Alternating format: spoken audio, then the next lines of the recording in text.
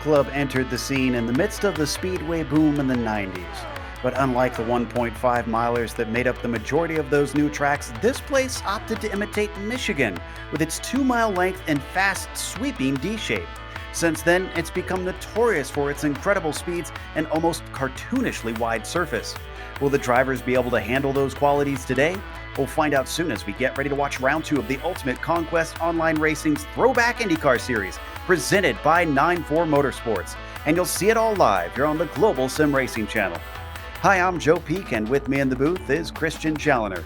Behind the scenes is our director, Sean Crackers Ambrose, and he's using cameras provided by Dougie Beard. This Fontana track has become the center of speed here in California. To understand why, let's head on down to our track guide.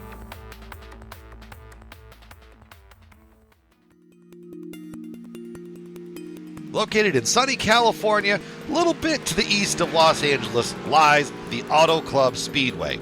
This 2-mile D-shaped oval constructed on the site of a former steel mill in 1995 by Roger Penske and opened to the racing world in 1996.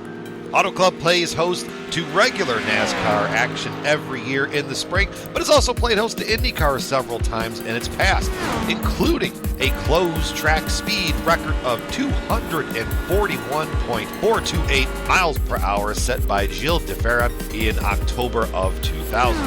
Auto Club draws a lot of similarities to the Michigan International Speedway as the tracks are sister versions of each other. Michigan has the more banking, but Auto Club is wider. Speaking of wide open is the name of the game for Auto Club, as the track's 14 degrees of banking that awaits the drivers in the corner really lends for some great racing. It is not surprising to see them 3, maybe even 4 wide in the corners here. Auto Club is notorious for chewing up tires. So as the driver, you have to make sure that your car goes fast, but then you also have to make sure that you can keep the tires on it. Auto Club also has not been repaved since the track opened, leaving the track surface to become very bumpy, especially on the backstretch and down the front stretch. All in all, Auto Club is a staple of every series that comes there. Drivers love the place, fans love to watch races at this place. Put it all together, and you have a recipe for surefire success. This has been our guide to the Auto Club Speedway. Enjoy the show.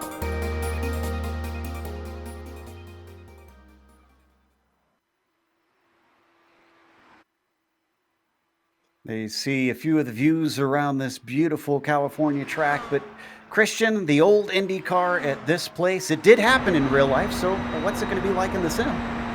I think it should be a pretty interesting race. It's a big 2-mile track, like we said in the guide, and 14 degrees of banking as well, and I think with these long straightaways, we should have a lot of swap drafting happening here tonight, especially the first part of the runs, and yeah, I think it's going to be exciting. Yeah, exciting is definitely an understatement for the way that these cars race around here. But once again, real quick, this series is brought to you by Midwest Simulations. You watch the track, we'll watch the rest. Use the promo code THROWBACK for $5 off of their set of their Spotlights visual spotting system. Find out more at midwestsim.com. Gonna get that address right. Let's take a look at the championship, though, now that we've got some points on the board. And, well, it is Chris Stouffer who is leading things. Dan Guerin, 19 points behind, but then from there on down, look at how close it is between everybody. Brughelli, Jenkins, West, everybody tightly packed from second through to fourth in today's race. Of course, we also have race details to come to, so why don't we fill our audience in, Christian? So tonight it's going to be 133 laps, so a pretty long race here. We're expecting the fuel stint's going to be about 37 to 40 laps, and you've got to watch out for that aero wash, especially late on in a run. We saw it a lot at Homestead, and we're going to have one fast repair tonight, so if there is a big wreck, which I suspect there has a high chance of being, they will be able to get back out there. Right now, they've got qualifying going on, and they have a qualifying championship involved in this. The Top Qualifier Championship is brought to you by D2 Race Designs. They specialize in creating personalized and customized sim racing peripherals, as well as providing the RC racing community items that make their days at the track more organized and efficient. The season's top qualifier will want a customized button box, all thanks to the kind folks at D2 Race Designs. Also, an update, according to what I said last week, it is not who has the most poles. There is a point system here for the pole championship. And Paul Jenkins, with him taking the pole last week, obviously leads it right now. And then 1 point between each of the drivers from there on down. So pretty straightforward. Right now, though, Brian Beard holds the provisional pole in his number 5. You can see him riding down the backstretch as I think, do we have anybody actually still running in qualifying? I believe Mark Cohn looks like he's going to be able to set a time here. And some of these drivers that have come out later have actually been going quite a bit faster. We saw Brian Beard take it with nearly 200ths there, and then Chad Frankenfield slotted into second as well. And it is relatively hot on the track surface, 100 degrees Fahrenheit right now, with a little bit of wind. In fact, that wind blowing a tailwind on the entry into turn 1. So I wonder if that's going to affect the handling at all. First lap from Mark Cohn, a 35.3. Looks like he's still getting things wound up because that puts him dead last. Yeah, I've seen a couple of drivers run right by the top of the wall, especially that first lap, and then cutting down and running the normal line for the second lap. So I suspect that's what he was doing there. So we now ride on board with the number 39 coming around and onto the front stretch. Hanging it down low on the apron. They're not allowed to race underneath that white line. They were told. And it's a 34.7. That's much better. That moves him up onto the outside of row 2. Looks like Brughelli just finished his second lap, and he wound up in 7th with a 34.765. Nobody else is outrunning with 11 seconds left. That is actually our qualifying over today. So let's go through our starting order. Brian Beard starts in first with Chad Frankenfield in second place. Eric Jeffers is on the inside of row 2 there in third. Mark Cohn, we watched him very late in the qualifying, snag 4th place with Paul Jenkins. Not going to be 2 poles, but still looking good in that championship. He'll start 5th today. Rick Gravon starts in 6th, followed by Kieran Brughelli in the 7th position. Ryan Korn starts B8, and Chris Stouffer in 9th, our winner for last round. Paul Kumri will be rounding out the top 10. The last driver just outside the top 10, but still inside the 34.7s, Richard Swavely with his 11th place start tonight. Travis Bennett alongside him in 12th. Tyler Graff and Andy Yerk lining up in 13th and 14th, with John Garrett and Robert Bluin in 15th and 16th. Then the first driver in the 34.9s is Brian Greenlee in 17th. Alongside him is Jose Miguel Phillips. And then on row 10 we have Gaston Arellano and with a 34.992. Alongside him is Timothy Bates in 20th. And then the last 2 drivers to set qualifying times were Peter Brennan and Nate Burke. The only one opting to start from the back. Looks like he should take part in the race, as I see all 23 drivers currently in the session. You can see them now gritting up out here and waiting for the pace car to lead them around.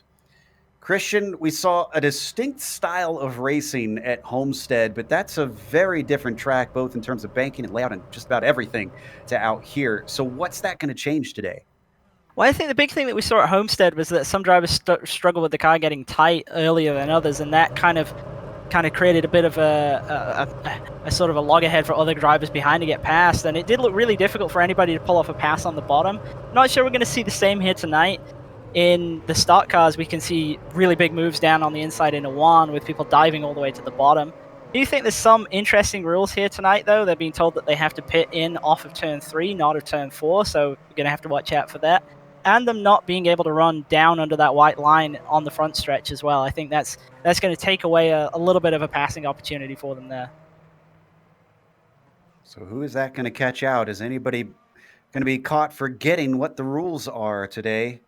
You can see they're already on the back stretch. Actually, we're still on the pit lane here. So, we've lost. There we go. Now we've got cars on the camera. They are working their way towards turn 3, currently behind that Porsche pace car. We saw Chris Stouffer come forward last week and snag the win, even though he didn't start at the front. Obviously, it's a little bit more about race pace out here than it is necessarily qualifying. Is it going to be the same today, or will we find Brian Beard at a very quick pace as well as 1 lap runs?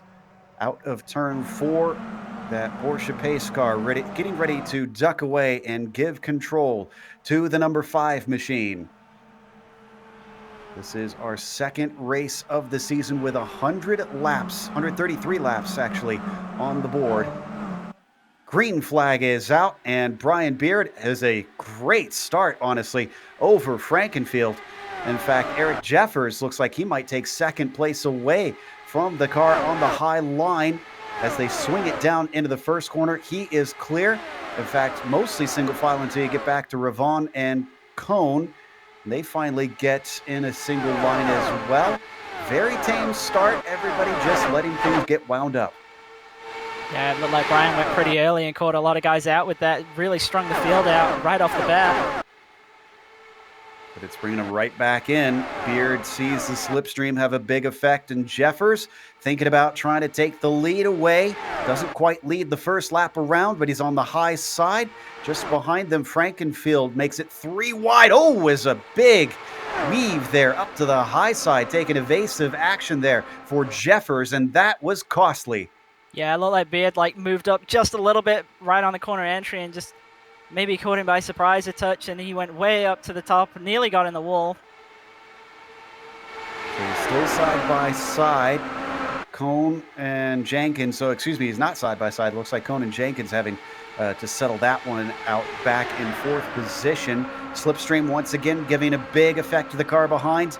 And Frankenfield is given the bottom by our leader. So Beard, former leader now, falls back to 3rd even as Rick Ravon now slots into 2nd. Yeah, a bit surprised as to why he selected the top there. I'm not sure if he's trying to play some fuel strategy and get a bit of draft, but now down back to the bottom, trying to get back into 2nd. And they're not afraid to race close through here as they come out of turn 4, almost drifting up a little bit into Rick. Looks like Beard was aware. Spotter keeping him clean and keeping him out of trouble. Almost squeezed down, though, as once again given the low line with our leader swinging up high as they go 3 wide for the lead down into turn 1. Ravon in the middle looks like he's the strongest of the group, and he is going to take it off of 2. Yeah, that was great. A great move by Rick there. He kind of spotted that there was an opportunity to force the middle and was able to make it happen and grab the lead. Worked well. Things are certainly getting dicey early on. We're only on lap 4 out of 133. So they come off the corner now and across the line one more time. Still 3rd place, Frankenfield trying to challenge on Beard. He's on the undesired high line, though, so I wonder if we're going to see Cone maybe challenge for 3rd. That shorter line offering him a whiff of it. Nope, just not enough speed there right now. Yeah, and as you say, for lap 5, this is really, really aggressive, and we see this top 8 is really going at it, whilst everybody behind is kind of just waiting it out. Boy, a lot of side-by-side racing here in the front group. They are 2 wide, 2 deep, now 3 deep, as back there, that's Jenkins and Stouffer going wheel to wheel, with only a single car at the front with Rick Ravon covering off that low line and then coming up high. He opens the door. Is he going to shut it? Doesn't quite completely. Gives a little bit of a lane to Brian Beard. Yeah, and I'm just keeping an eye on the drivers that are using that middle or higher line through 1 and 2, and it looks like they're struggling to get the car turned when they're up there, so it's definitely something to watch for if somebody gets underneath them. I think it'll definitely set up a 2 wide move into 3. Now, their fuel stint is looking at about 37 to 40 laps for green flag racing, which we've had thus far, but the way this is going, I'm not sure we'll get it for much longer. Ravon under threat from Frankenfield down low, but he unfortunately loses a lot of pace. That middle line is really coming in and is the place to be. Looks like Beard with a bit of speed on the high side down the backstretch might try and send it in. Coming into turn 3, but he unfortunately runs out of straightaway. Yeah, and I'm surprised we're seeing so much 2x2, especially like this, and especially how aggressive it is this early on. Very, very close racing. Look at that. Almost inches apart down the front stretch between our top 2. We're going to go 3 wide once again as Beard actually has to get out of it in the background there. And he unfortunately loses a lot of spots. Middle line looking very good for Frankenfield, who's got the nose ahead. That's Ravon on the high side in the yellow submarine. Down on the low side, that's Mark Cohn in the gold car. Oh, and definitely made contact that time. Yeah, I don't think Ravon realized that there were 3, and he was coming down as though it was too wide, and I think got very, very lucky right there not to have a big wreck. It's so long this can go on before something's going to go awry. This is not good. As up at the front, looks like Cone now has the top spot. Jenkins on the low side in the 3 wide, almost drifting up. Stouffer nearly takes out Frankenfield, but they manage to make room. Man, honestly, this is just a strange decision from these guys at the front. Like we keep saying, it's so early in the race, and they'd actually broken away with that top 8, and now they're playing in everybody in the background. You see 9th, 10th, 11th, and 12th all now getting in this fight. Well, I'll tell you what, Stouffer probably thinks he wants to get out of it because he's already going to the front. We saw him do that last time where he managed to get himself out of trouble. So he is up to the lead, and wow, what a gap he pulled coming out of there. Are we going to go 3 wide? This does not look good for seconds. Brughelli had to take big evasive action at the bottom. Frankenfield nearly got into him. Yeah, this is really helping Stouffer. Oh, and this is going to be a big one as cars just fly into that fence. Frankenfield involved. Ravon got into it. Looks like down at the bottom was Brughelli who made the initial contact, and there was someone in the fence. Trying to figure out who that was. Looks like that was Brian Beard. We'll watch Brughelli first on the replay. He and Frankenfield managed to touch.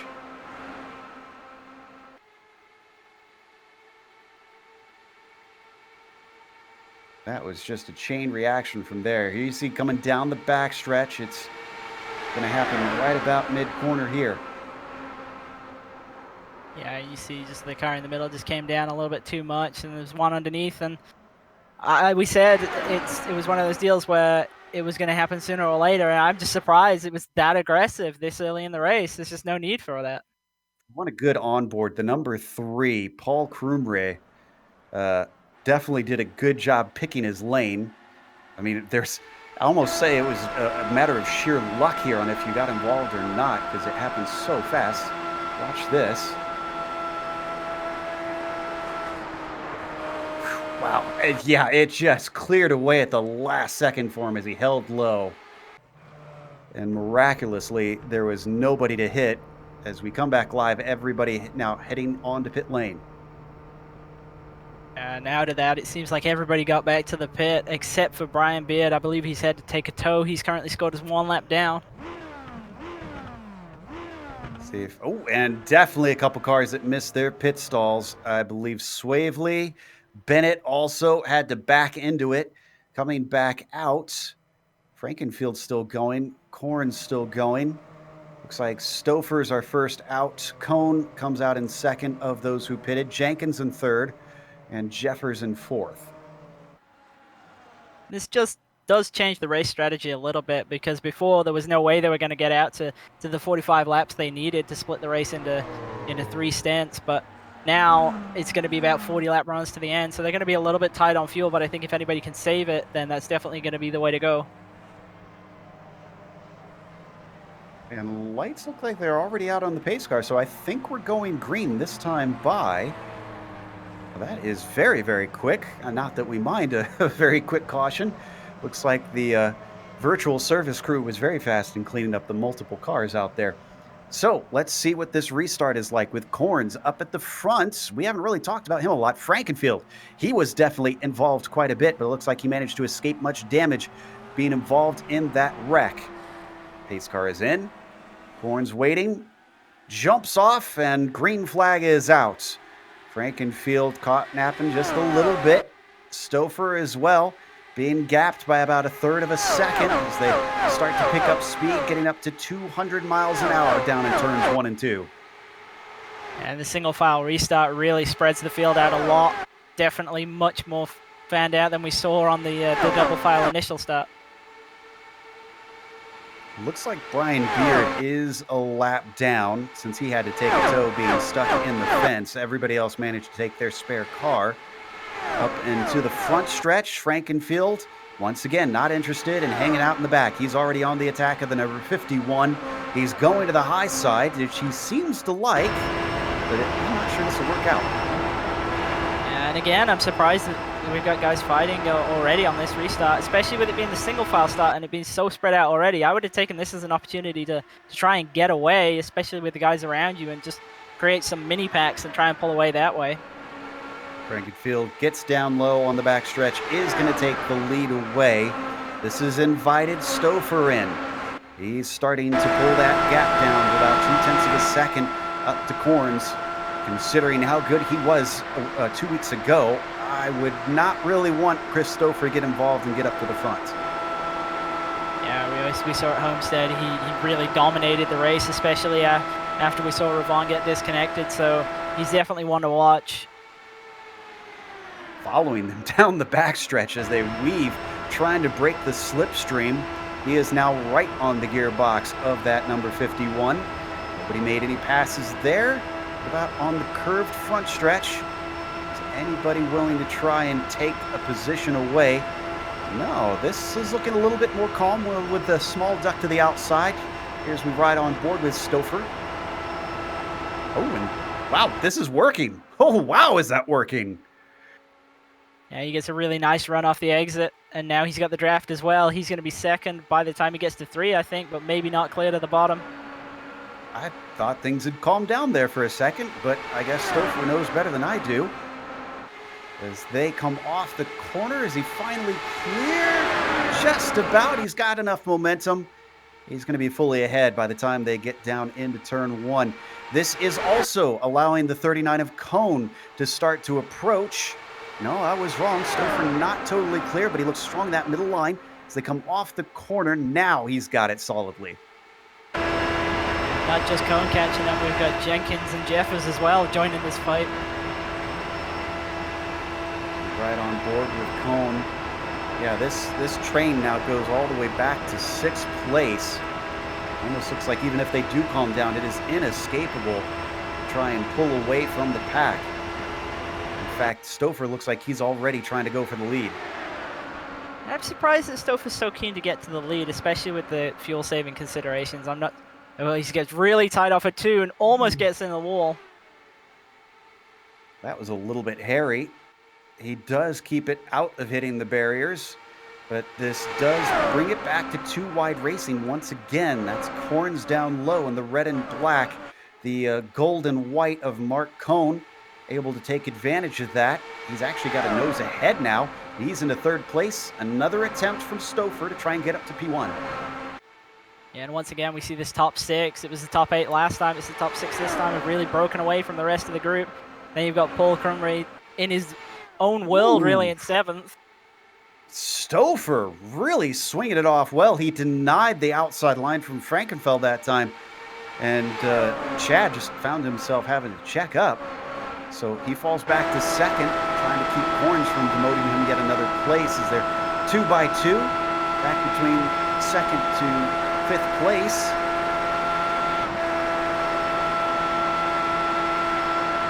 Almost riding in an X formation down the front stretch. Take your pick on which position everybody's in each lap.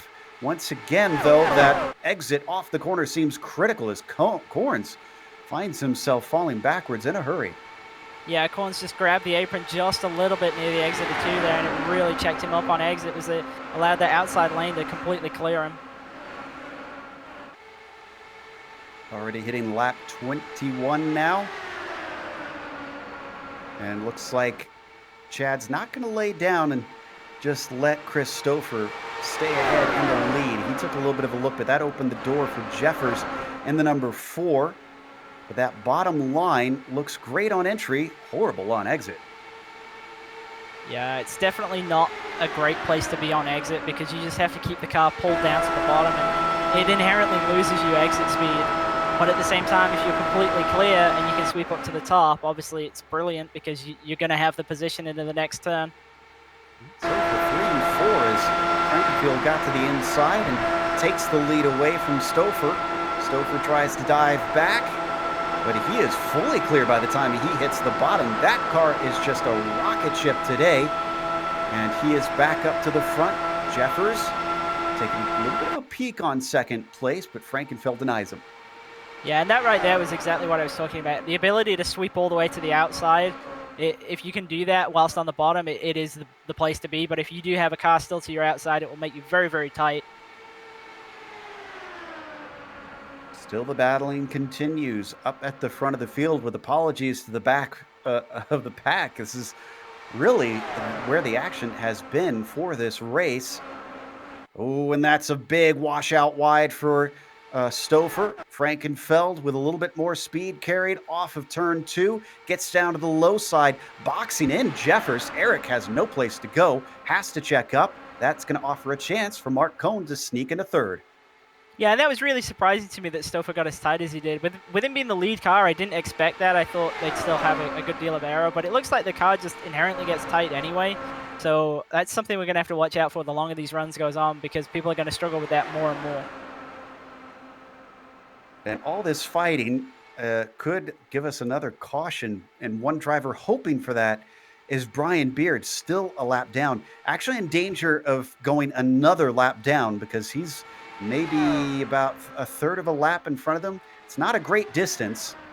I haven't really been watching to see if they've been catching, though. Well, one driver that I have been keeping an eye on, I mentioned he was in a little bit of no man's land, is Paul Crumry, and he's actually been able to get into this lead fight, so the top 6 fight has now become top 7 fight. Well, that's a fair point. I didn't even notice that he had joined in up at the front. Look at that once again. Even though he washed out a lap before, Christopher did not this time and looked way stronger coming off in comparison to Cohn on the bottom. As we ride on board with Paul now, looking at this very frantic field of cars in front, tussling for the top spot. Yeah, and Crumry actually looks really, really strong here because he's not been in the wake of all these cars. It looks like he's got much better tires right now than everybody else in this group. He's trying to insert himself a little bit into this fight now, so he's not content to just sit around. He managed to overtake Jenkins. Up next is going to be Jeffers to his outside. I think the nice thing, at least, is that last time we had so many cars involved. Here, with it only being 7, it looks like maybe the chaos is a little bit more controlled. Well, I think that's true up until the wreck happens. Because of these things going so fast, you think that the next pack is 3.3 seconds off the lead right now. But that's not a lot of time if there is a big wreck that involves all these 7. It's still going to be hard for those guys back there to avoid them. Shows you that the more experienced driver up in this booth has a very different opinion than me on what's a good idea out here, as they go mostly single file for probably the first time in a while down through 3 and 4. Currently being led by Stouffer. Frankenfield following him as they're flanked by Cohn up on the high side. Cohn looks like he might actually lose out here depending on what kind of exit he can get. Oh, he has 3 lanes up, and that might actually hurt him. He stays generally even with Frankenfield off the corner.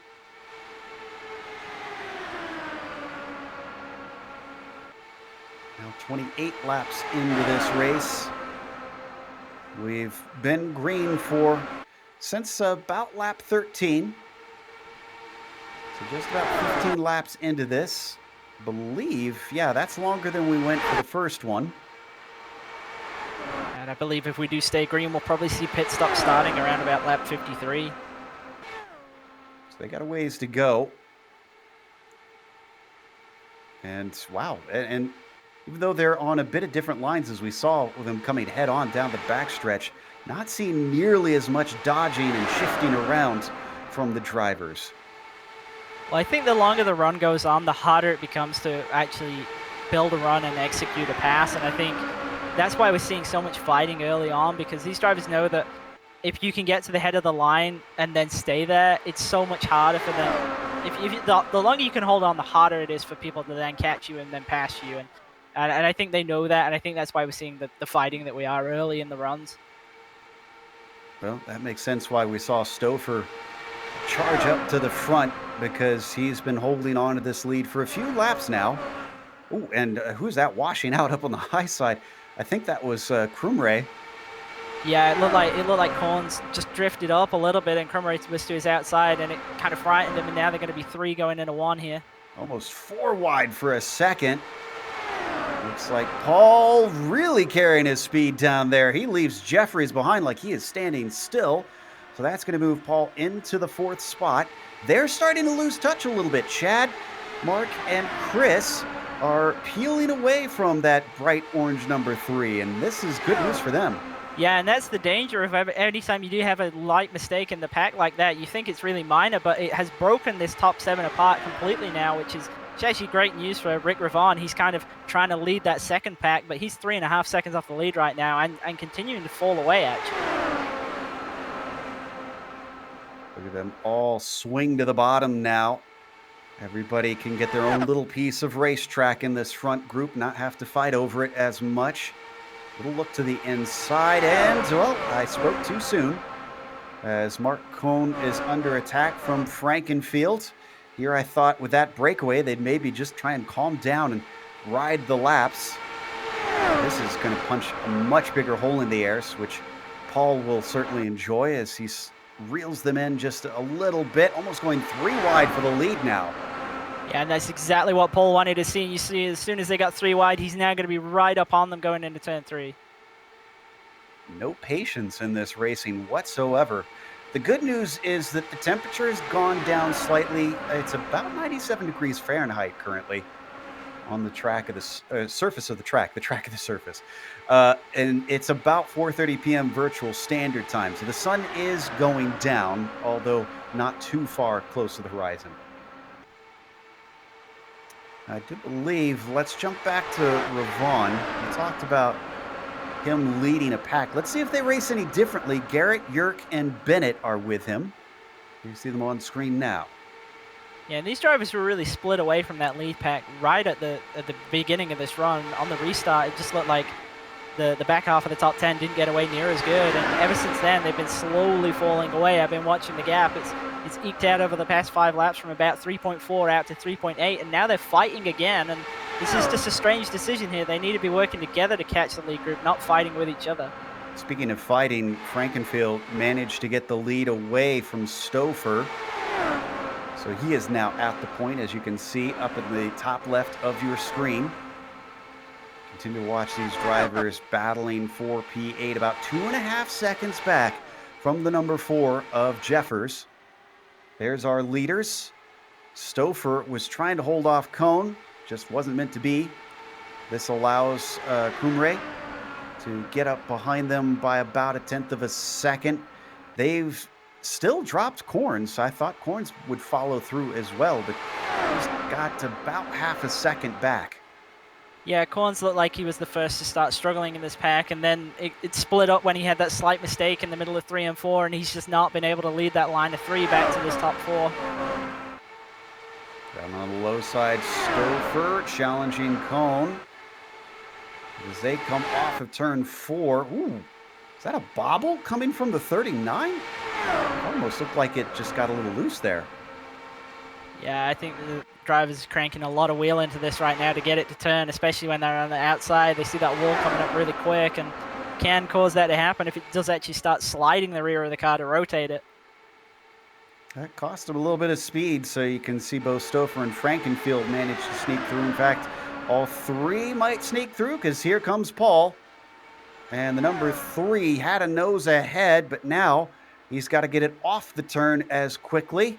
They aren't quite going to see that pass completed. That time by it was Chad, who had the top spot in the number 2 machine. Ooh, ouch, chopping down in front. Stouffer pulling in front of Cohn a little bit late into turn 1. And now it's setting up almost a 3 wide there. Looks like they're going to stay 2 wide, though, for the lead, with Stouffer on the high side in the green and black. Frankenfeld in the red, white, and blue. Chad looking strong. He manages to pull away. Is Cohn now the one challenging Chris Stouffer, getting to his inside. The odd man out has been Paul Krumre, who just doesn't seem to be able to make an overtake in this group, even though he's finally caught them. That's true, but I like Cromray for this. I think he's actually playing this really, really smart, and I think he's going to be a driver that, if this stays green, is going to really factor into the battle for the win here. He's slowly moved his way up into this fight. Obviously restarted about 7th and kind of was really, really patient. You see one driver duck into the pit lane already on lap 39.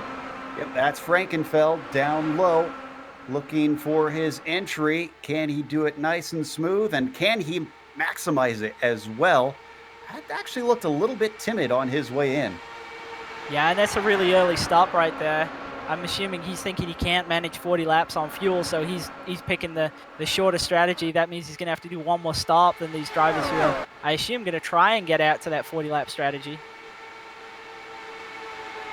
It's like Brennan joining him. So is anybody else going to respond is the question. Corns is. Corns decides he doesn't like the look of this and is going to match them.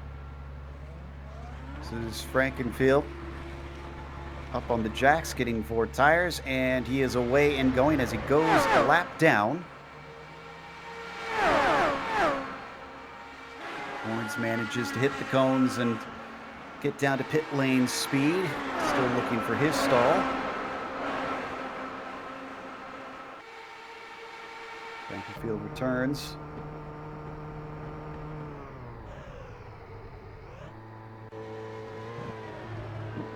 Oh, and he missed it, though. Has to back up. Under green flag racing, this could cost him a lot of time. Yeah, it looked like he just kind of slid it coming into the box. Was at a bit of a funny angle there, and did service the car eventually, but as you say, a little bit of time loss, probably anywhere between half a second to a second right there. So where is he coming out? Yeah, he's way behind Frankenfield. So Corns looking like that was a horrible day for him.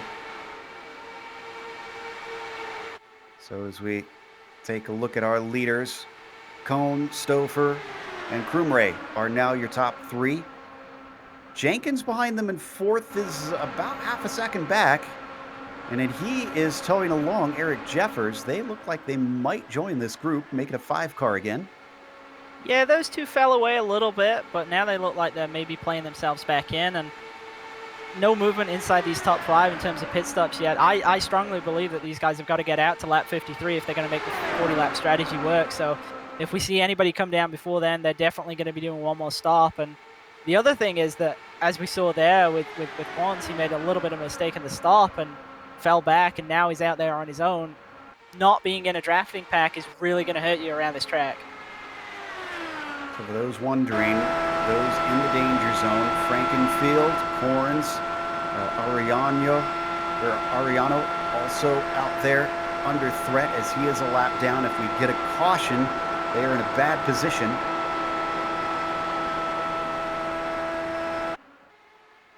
Lead has been swapped around a ton of times here at Auto Club. Kind of what we expected from the IndyCar. The old Dallara. Looks like Cone going to look to try and take the lead away from Stouffer one more time. Once again, holding a shallow exit, though. Hurting him significantly. Paul, is he finally deciding he wants to get involved? He gets down to the inside. And he gets that 2nd place, at least temporarily. Number 39 comes back at him, and they almost touch wheels coming off the corner, taking care not to run into one another. Yeah, you see Stouffer there moving up and down the track, trying to get them to still be equal with each other going into the turn. Helps him out by doing that, so smart driving by him from the lead. There's always something you can do. In fact, that was quite a good run through 1 and 2 as he gets a nose ahead of Krumray, but he's still got the inside, so he's not going to allow him to get all the way to the bottom, which the leaders seem to be running for the most part now. Oh, man, they look awful wobbly off of turn 4 there. I think this is just it's kind of a how much you muscle the guy out sort of thing to say, no, that's my lane. And kind of seeing that right now as Paul's going to have a good run off of 2 here, I think. Oh, 3 wide as he's going to go underneath. This is going to make Krumray the sandwich in the middle. It looks like down to the inside as they come into turn 3. This has got to get sorted out soon here. They all stay patient. He tries to actually pinch him down a little bit. Cone doesn't take any of it. He's actually going to hold it. Once again, weaving to try and keep them out of each other. Across the line, Cone will lead that lap. It's getting a little bit more intense up there. It's now definitely a 5-car fight. It was a 3-car, but now it's absolutely a 5-car fight. Kind of curious what the lap times are like between these guys and Frankenfield, who, well, right now he is going through traffic, but he's actually quicker than those he's going through, so he might not be held up. We'll take a look at the data on that in a second. If he's outpacing them, he actually might be on the better strategy here, because when they come out from the pits, yeah, here we go. So obviously we're waiting for Frankenfield to get some laps in on those last two. He was quicker on the first two that we see. Yeah, 3 out of the 4 that we've got from him, he is faster, but it's half a second slower on lap 46. That's actually pretty significant, as we do have pit stops. Stouffer's in. Yeah, so these guys can't make the 40 laps either. It'll be interesting to see our remaining 3 out there in the top 3 as to whether they're going to be able to make it to lap 53 or not. Down to the cones for both of them. Where are they going to come out in comparison to Chad? He goes by and gets his lap back. Watching Cone and them as well on my screen as we watch our leaders look for their box. Again, they have to hit it cleanly. They cannot miss it so that they don't lose time under green flag pit stops. Cone and Jenkins are pitting as well. As is Crumray, but I don't think that that's a legal pit entry. He just pitted off of the exit of 4. Yeah, he might get a penalty for that one. We'll see. And in fact, he was a little slow on his way in. Ooh, and behind them, we didn't see it on camera, but the yellow submarine almost got into the car in front of him. Ravon managed not to hit him, but it was a scary moment for him. Yeah, so nobody's able to make that 40 laps, which is interesting, because that means that those guys who did stop earlier might now be at an advantage, as you mentioned. All right, so Stouffer is out. Where is Frankenfield? He's coming up to him now. Well, it looks like it wasn't quite enough, because though he has momentum, and he looks like he's going to be able to easily overtake him, this is definitely not quick enough to break the draft. So across the line, all Stouffer has to do is slip in behind and ride that. Well, and he doesn't have to slip in behind. Look at this. He's got his speed up by now, and he's even going to deny Frankenfield the lead. And they've managed to clear that group of 3 that just pitted on that last lap as well, and they've got a pretty big gap to them. Well, that works out great for them. Frankenfield still going to get that lead away as he ducks down low. Cone back out in 3rd. Crumray in 4th. Jenkins P5. They've also got Jeffers and Ravon behind them in a tiny little pack going from 3rd to 7th. And that actually worked out brilliantly for Stouffer, because he got that drafting partner to work with, and now they've got 1.5 seconds back to 3rd place. This could be exactly what they needed. They are now on lap 52. We've only had 1 caution so far in this race. So does this calm things down finally? Is Stouffer content to maybe just ride a little bit, or even try to leapfrog? Looking at the pack behind them, certainly don't seem interested in trying that, because Paul already attacking Mark. Yeah, and look at that guy that's played himself into that fight as well. You see Rick Ravon, he's managed to break out of that secondary pack, and now, well, he's still technically in a secondary pack, but this is the group that were fighting for the lead before those stops. And remember, Rick was one of those challengers who was quick at Homestead before his internet let him down. And he looked like he was fast before the initial wreck we had here in this race. So I would not put it past him to have the speed to challenge for the win if he can catch those top drivers.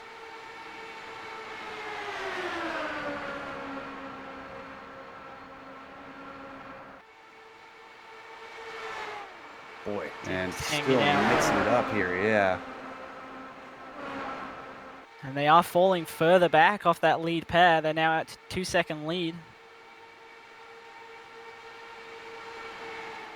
Down in the front, running a little bit of a shallow line, interesting. Cone, maybe trying not to get the, give the draft to those behind him. Jockeying around now for position. Way up on the high side, though. Look at that. All of them defending the low line, except for the very tail end. Jeffers says, you guys just hang on down there. I'm going to swing it in from the high side here. And this actually might work well. Look at him start to approach. He's coming up to the yellow submarine of Ravon as he's already to the inside of Jenkins. Oh, Oh, but he halts his progress. He's not going to try and make the move. Yeah, Ravon made a late move to the inside there, and I was surprised it wasn't actually blocked, but he just wasn't quite able to clear off the exit of 2 there, and it was slow down the straight. But looks like everybody kind of elected to be a little bit patient there, and no 3 wide into 3 that time. Crumry still feisty as he challenges on cone. We got a car coming out of the pits. That's Swavely. Swavely, after his repairs, has come back to the race. He's 18 laps down, sadly. So this is just going to be him trundling around trying to salvage spots from others' misfortune.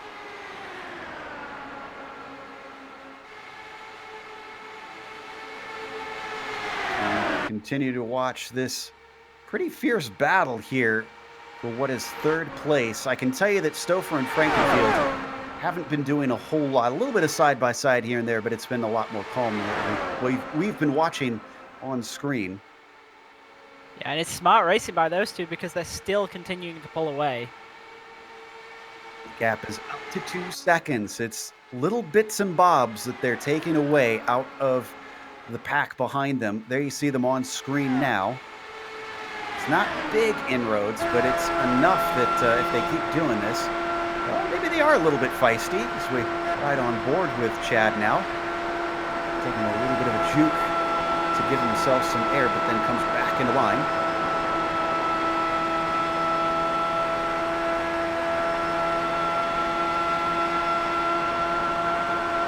I'm continuing to watch this battle back here, and now it looks like Rick Ravon is going to try and take 3rd place away from Crumry.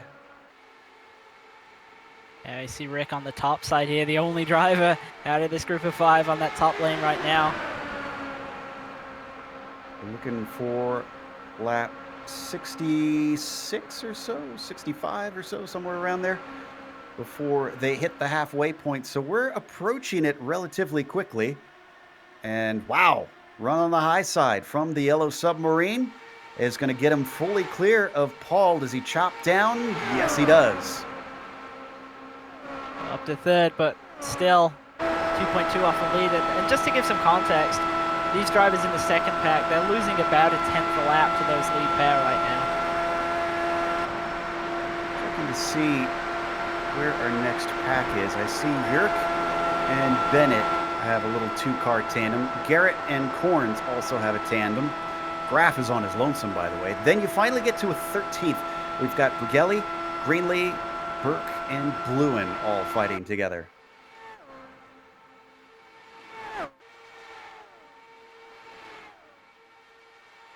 Sure that this has been pretty similar. It seems like really nobody's interested in playing the team game, especially once they get at least more than 2 drivers out on track.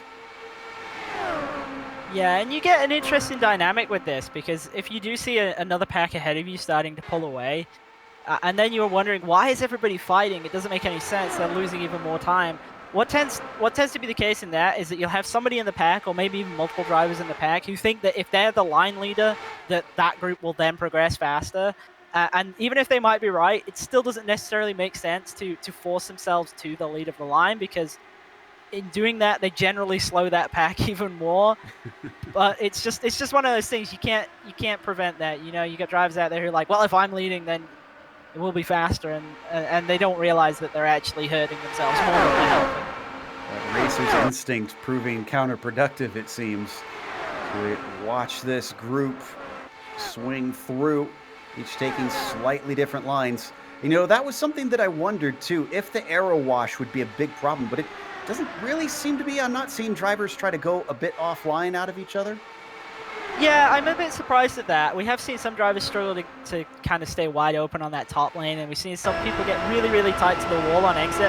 So it does look like it's a little bit tight, but I'm surprised that they're able to fight as closely as they are throughout the entire run. I really thought we'd see about 20 to 30 laps where drivers were really fighting, and then after that, probably stuck single file, nobody able to pass anymore. But that's really not happening. You're able to pass the entirety of the run. Well, it certainly makes it exciting for the viewers. Looks like a little bit of a lift this time as we ride on board with this battle towards the back. Ooh, that time, though, he jumps up high. So maybe there was a little bit of air wash on board.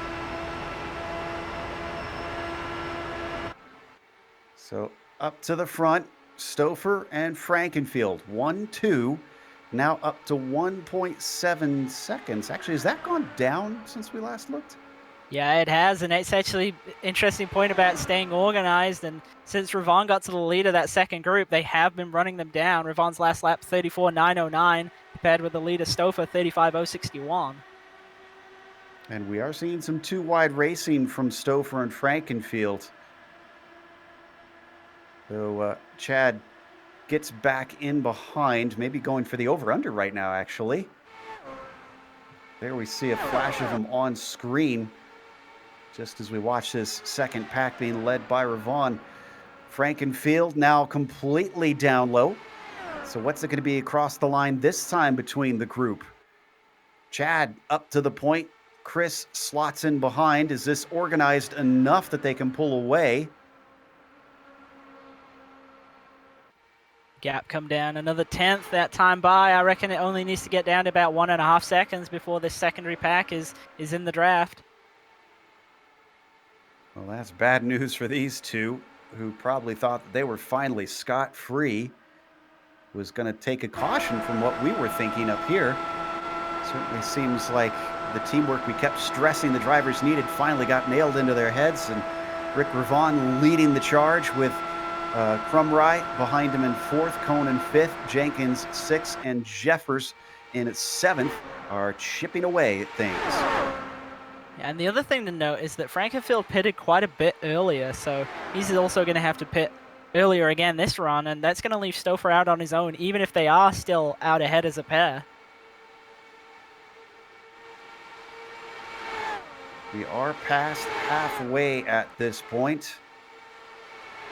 Actually, wait, is my math failing me? Trying to double check here.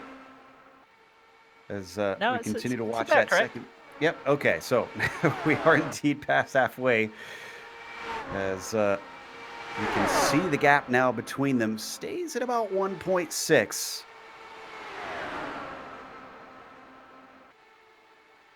Still about 1/10 of a second different between the first two and then this next group in favor of the pack. Amazing just how cool and calm they all now are. Looking a little bit more like NASCAR and a lot less like it's an F2 fight out there. This Well, I time think they by see the 1.5. Well, that's actually what I was just about to say. I think they see the gap coming down and they're like, hey, this is working. Why change it, right? Yeah. No point fighting. Nobody wants to fight for third. Everybody wants to fight for the win, and the win's out there, so form up and get to it. High fight success. As we watch the number 3 take a slightly different line down into 3 and 4, chasing behind the yellow submarine. Now, let's see. Last stops were at 49 and 50. Was that correct, I believe? Yeah, I believe so, although Frankenfield was quite a bit earlier than that. He was about 10 laps earlier. Yeah, that's true. So he'll be on a slightly different strategy. Yeah, I'm seeing lap 50 here for Stouffer. So we should be seeing at max lap 90 for guys like him. Got a little ways to go for that. I think we'll see Frankenfield down probably within the next 5 or so. Yeah, he's on 30 laps right now, and we're hearing 37 to 40 is the max that they can take for a green flag run.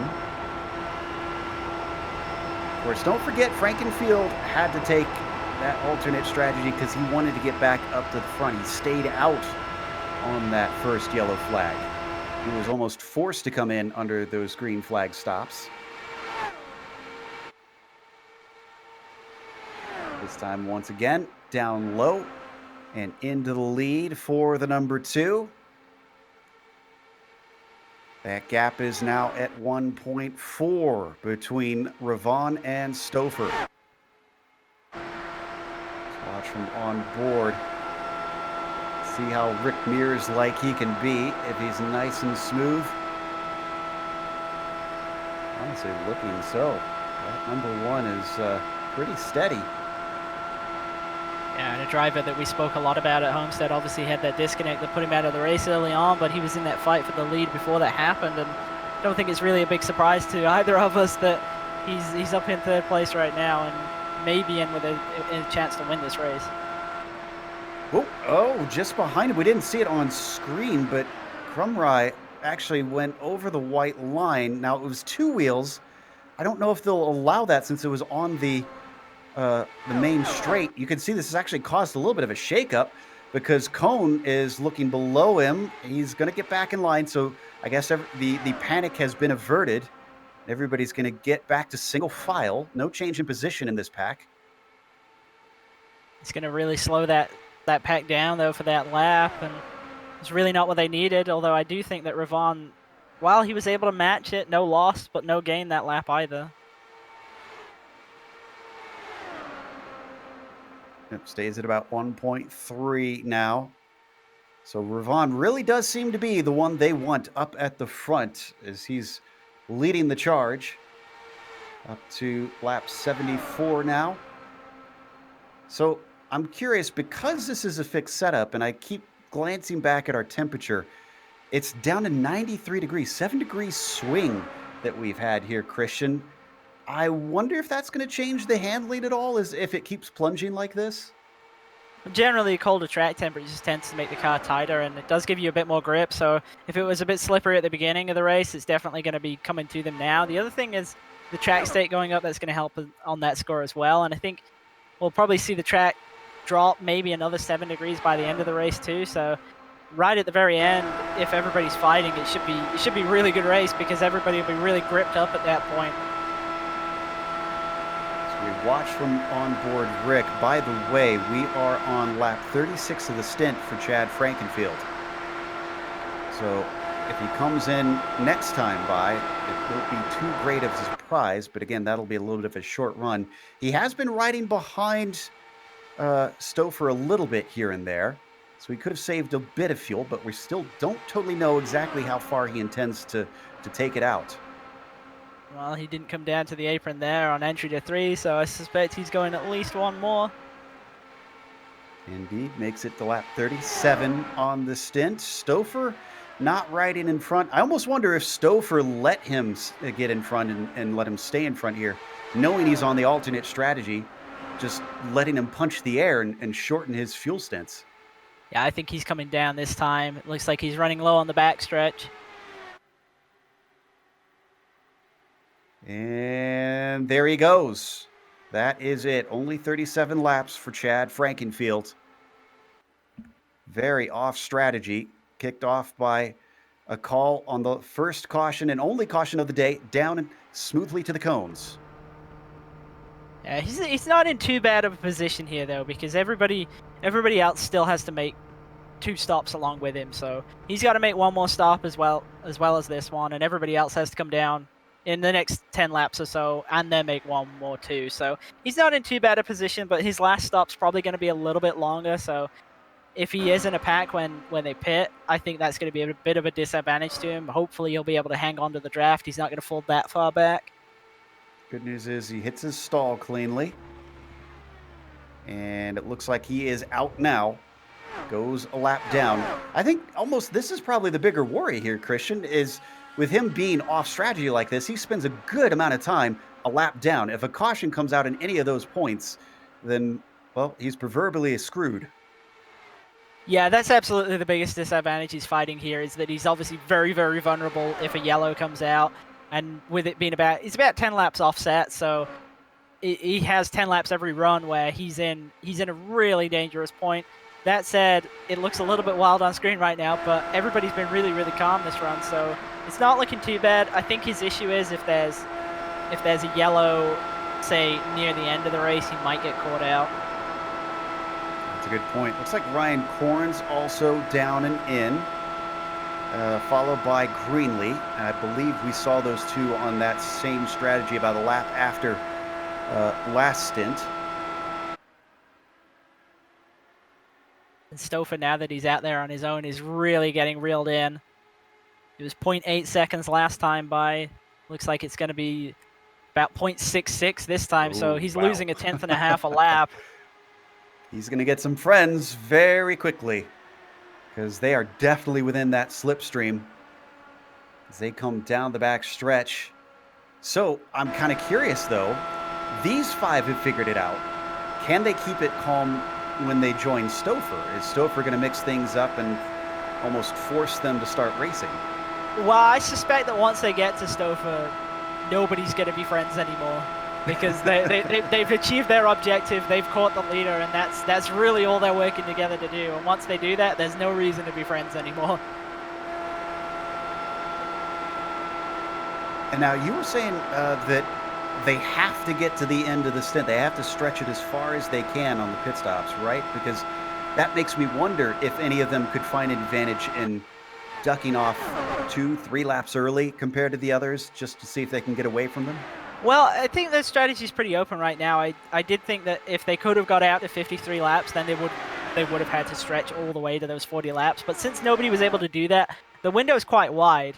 Obviously, we saw Frankenfield come down, and I was just looking at his strategy. He's got 56 laps to the end from where he pit, and we're seeing drivers do out 37, 38 laps. So he's got quite a window in terms of what he wants to do.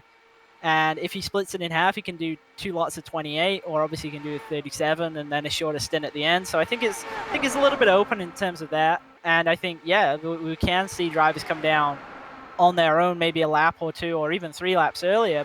But the question is whether there's an advantage to doing that. Obviously, we've seen drivers who come out on their own, like Horns, and it's really, really hurt them. They've come out with no drafting partner and lost a ton of time. Well, speaking of drafting partners, they've caught Stouffer now.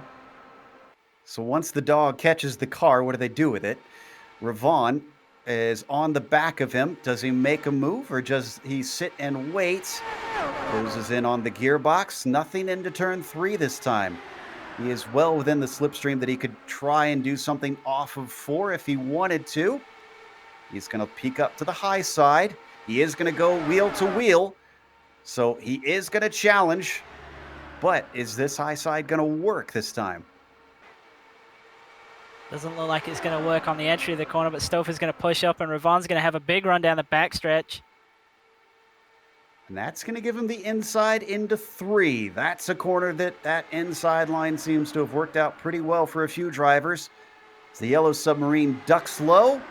Oh, tries to get in line. Stouffer wanted it, but unfortunately he was not totally clear. Crumry, unfortunately, is going to keep him out of it until now, where he now has the space. If he wants it, he still doesn't get in there, though. Oh, I thought he was going to come down on him. Yeah, it looked like Crumry was a little bit higher than Stouffer was expecting on entry to 1 there, and we've seen that a couple of times, and nobody's actually been caught out at that end of the track yet, as Stouffer gets back down to the bottom of Ravon going into 3. Oh, and we get a car ducking in. That is Eric Jeffers. 36 laps on this stint for Jeffers. So he takes it down to the lane. Where's that going to put him in terms with Frankenfield, though? Frankenfield's just coming around to get his lap back from Jeffers. So if Jeffers was to do another 36-lap run from here, that would give him an 11-lap stint at the very end. And that's a decent advantage, I think, over Frankenfield. And it's a decision then at that point as to whether you take tires, as we see Stouffer coming down as well now. The dominoes are starting to fall. 37 laps for Stouffer. When Jeffers misses his pit stall on a green flag stop, expect him to move backwards. Now, we've watched Ravon punch the air for those behind him for quite a while. I wonder if Crumry, Cone, and Jenkins, will see them go just that little bit longer based on the fact that they've been sucking up the slipstream of their leader. Ravon's coming down this time, and he's bringing Crumry with him. Interesting. But Jenkins and Cone stay out. Now, we have had Jeffers back out, but he's about 3 seconds behind Frankenfield, so that didn't work out with him missing his pit stall. And that's going to really hurt him, because that's going to mean he's coming out completely on his own and not with any drafting partners. With this group of 3 that are coming down right now, they're all going to come out roughly the same time and going to be able to hook up pretty good, I would hope. Yeah, his only hope seems to be that. Oh, and it looks like Crumry also misses his stall. Rudimentary mistakes being made by our drivers. I believe Bennett is in, Jenkins is, and Cone is. And Ravon actually also missed his box, but he did it in, I think, the slickest way I've ever seen anybody miss their pit stall. He clearly knew he was going to miss it before he got to the box. He already had the car in a reverse, and as soon as it slid to a stop, he immediately nudged it back about a foot. And yeah, I don't think I've ever seen anybody do it that well. Wow. Well, that is great heads up. Let's see if it saves him anything. Right now, Frankenfield is riding fourth, actually with Stouffer. Oh, Stouffer and Frankenfield are back together again. And I think they're going to be getting the lead back from Cone, Jenkins, and Bennett, who are just exiting now. Yes, indeed. Ooh, look at that. Wow, they dropped him. Absolutely dropped him. In fact, there goes Ravon. Ravon's got about a 1.1 second gap up to those two. Stouffer proving incredible in the pit stops. Yeah, and that's gonna hurt because that pack now doesn't exist at all, and that's a really huge advantage to Stouffer and Frankenfield to have to really be the only two cars who are formed up at the front of the field. Still racing though. We're on lap 91. Only one caution so far in this race, and one more pit stop to go for everybody. Makes me wonder, though, if we will see those behind eventually gather one another up, because I do see that Cone and Jenkins have found each other. It looks like Crumry also is being collected in that slipstream, along with Jeffers. They're about 2 seconds behind Ravon. Wow. That number one car just crushed everybody else in the pit stops. Yeah, the problem is though that actually being as fast as he was is hurting him because he's coming out in that gap where he's not with anybody, and so he's really just out here on his own, waiting until that second group catches him. Now the big thing here is that second group's now further back than they were on the last run, so I don't suspect that they're going to catch this lead pair really until Stouffer's out there on his own when Frankenfield pits again.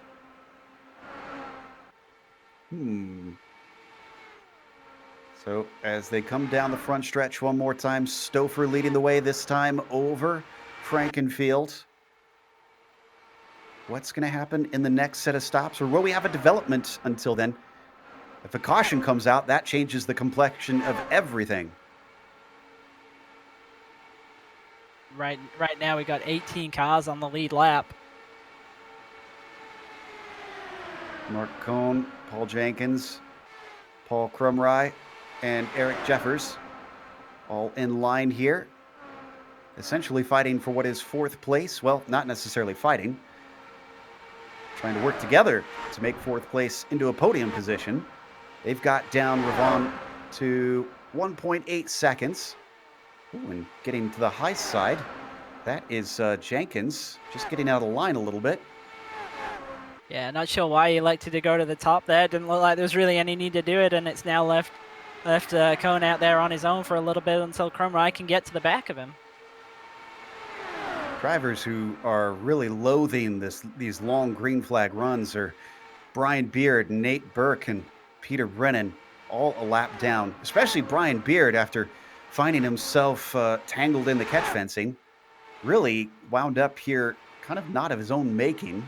And I feel like we had that same issue last time, didn't we? He wound up a lap down for something that wasn't his fault. I'm trying to remember what exactly that was last round. I remember last round we had that interesting yellow right at the end, which was brought about with the lap cars intermingling with the lead lap races, and we haven't seen any of that yet this race. But there are a number of drivers who are getting close to going a lap down. See Gaston's 28 seconds off the lead right now, so only about 6 seconds between him and Stouffer to come and lap him. And actually, Brian Beard is the one they're going to hit before they hit Gaston.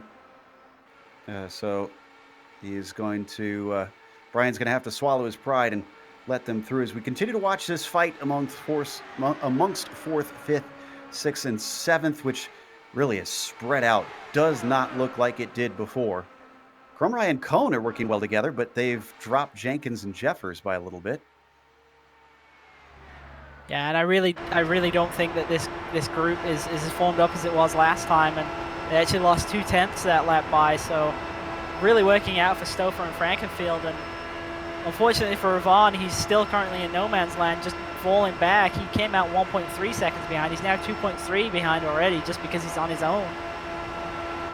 Well, as we rode on board with Chad, we actually could see a glimpse of Brian Beard up ahead as they gain on him. Once they get into that slipstream, they'll probably gobble him up pretty quickly. This is Ravon back here in third now. 1.2 seconds back to Mark Cohn and closing.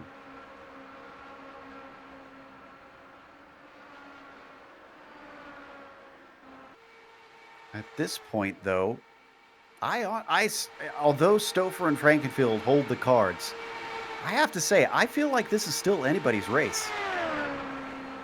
I think we won't know until the last stop because we got a couple of drivers out here who are a little bit offset. I think that Frankenfield really holds the key to this in terms of how long his last stop is and how long Stouffer then ends up running on his own for.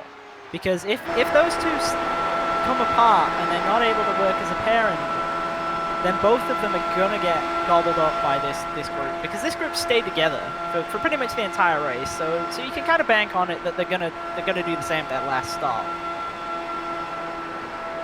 The only thing is, though, now that I think about it, with that last stop for the majority of the field being a splash and dash, they won't be taking tires, so that'll make it that much quicker than Frankenfield. So I almost wonder. Go ahead. I was going to say, that depends on if Frankenfield wants to risk not taking tires as well, but I think that with the amount of fuel he's going to have to take, I'm not really sure that's an option to him.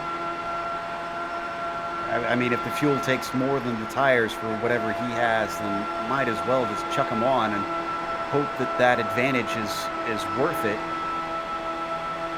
Continues to ride in the slipstream of Stouffer. Now, I haven't been watching this closely. Has he been sitting behind him for a little bit? Because I wonder if Chad is starting to try and save a little bit of fuel to see if he can lessen that as much as possible. Well, originally it looked like they were swap drafting, but now it does look like Chad selected to sit behind Chris for the majority of this. Oh, well, here's interesting. Tyler Graff and Brian Greenlee have elected to take their stop now. This will take them to the finish. So we've got some strategy trickery going on. Maybe trying to do something a little bit different. For those wondering, Frankenfield is on lap 24 of his stint, so he still has a little bit to go before he absolutely needs to come in. Theoretically, everybody could come in now and make it to the end if they wanted to, but again, it all depends on how you want to play this. Yeah, and this is where the offset of being formed up versus pitting early and trying to sort of force a strategy that way kind of comes into play, because the thing is, the longer you stay out there, the longer you're grouped up and the faster you are as that group. But at the same time, it makes that last stop a little bit more sketchy, because you're gonna have to come out, as you say, on old tires. And obviously, the longer you run, the hotter they get, the older they get, the more worn, and it's gonna make pit exit challenging, I think. Travis Bennett also took his stop. I see Andy Yerk in. Now, the first two came in together in what looked like a pair in a team call, but definitely not here between Yerk and Bennett, who came in solo. Not seeing any drivers who are close on fuel right now, so if anybody comes in, this is just pure strategy call and not necessary. The other thing with this short pitting like this is, we mentioned it a little bit earlier in terms of being off the lead lap and in that danger zone if a yellow comes out. So you are making yourself very vulnerable to that, which is really another reason not to do it. As we've kept the cameras on here, Frankenfield is definitely riding behind Stouffer, just doing what he can to lighten the tank, or at least lighten how much he needs in the tank. They come across now on lap 105. They are about 4 seconds ahead of Ravon, who has been caught by Cohn, Crumry, Jenkins, and Jeffers.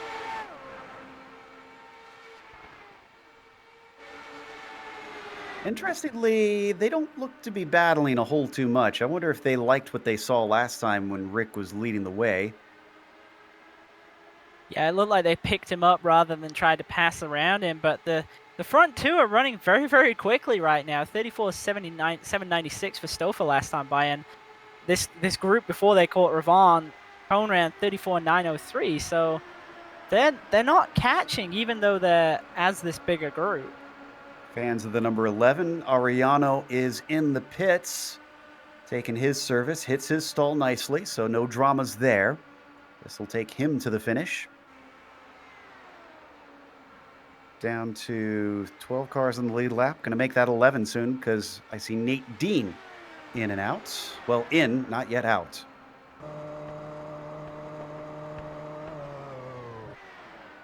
You see him go to take his service.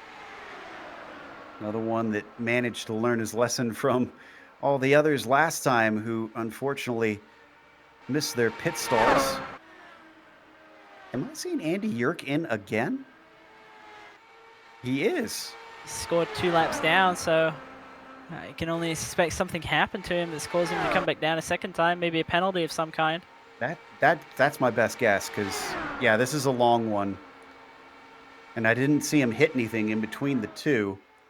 He just came out. He was out for about 2 laps, and he's in yet again. I'm not even sure if he's going to come back out on track. He's been in there for about 40 seconds now. That's way too long for a penalty. Yeah, there's something funky going on there that we don't know, unfortunately. As we come back to our leaders, Stouffer and Frankenfield, nothing's changed between these two. Chad now up to 31 laps on this stint. He's got about 6 more to go if he does like he has the past couple. And then that's the thing, because the longer, and both these guys must know this, that the longer they can stay out there, so the longer that Frankenfield is able to stretch that fuel, the better it is for the pair, because obviously them being a pair, they're going quicker. And Frankenfield, if he pits, comes out on his own and leaves Stouffer out there on his own. So this entire advantage could be completely undone if Stouffer ends up out there on his own for too long, or if Frankenfield has to pit too soon. I'm looking at the lap times, and 34.853 last time for Frankenfield versus Ravon, 34.844. That's not a whole lot quicker, just a tiny little bit. I don't think that's enough for them to do anything on a 4.3 second lead, though.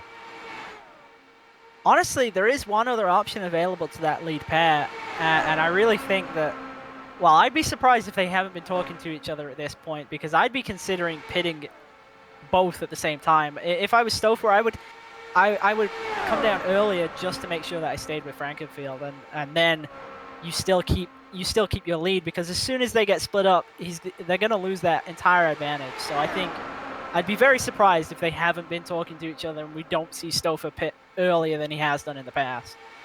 Watch this second group here. Ravon still leading it. Cone still second. Crumry third. Jeffers next, then Jenkins. And they've got a hanger on. Brian Beard has attached himself to this, a lap down, mind you. But he's doing it a lot better than what we saw with the unfortunate incident with lapped cars at Homestead. He's just kind of staying out of the way.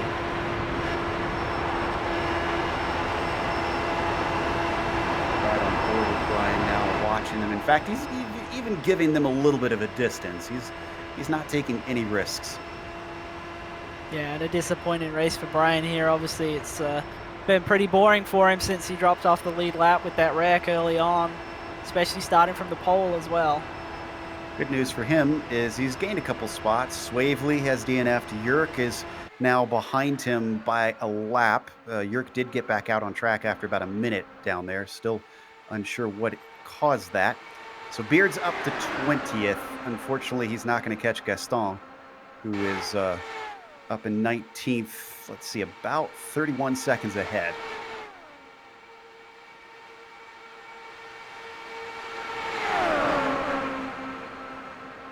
Frankenfield's going to be completing his 35th lap this time by, so he's going to be pitting shortly.